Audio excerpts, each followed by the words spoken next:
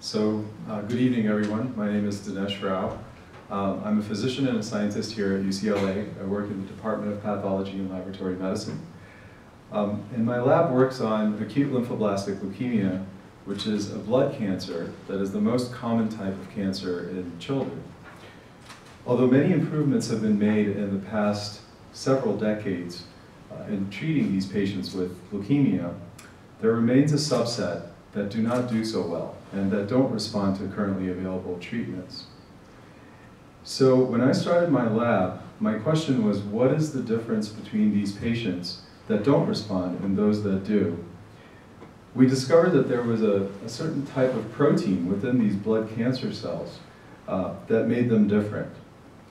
Now, of course, this is not the only thing that's different about the blood cancer cells, so we decided to undertake some studies within the lab to try and understand what the protein does.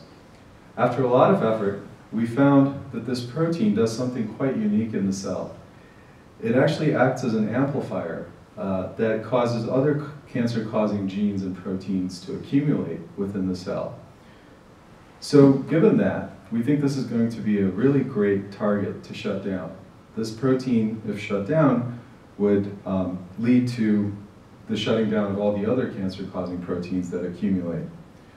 But in order to do this, we need to develop what's called an assay, which is an experimental method to determine whether particular drugs or genes can shut down the cancer-causing proteins. And we need to do this for hundreds or thousands of different potential drug targets. So with this grant, we hope that we can begin the work necessary to develop this methodology.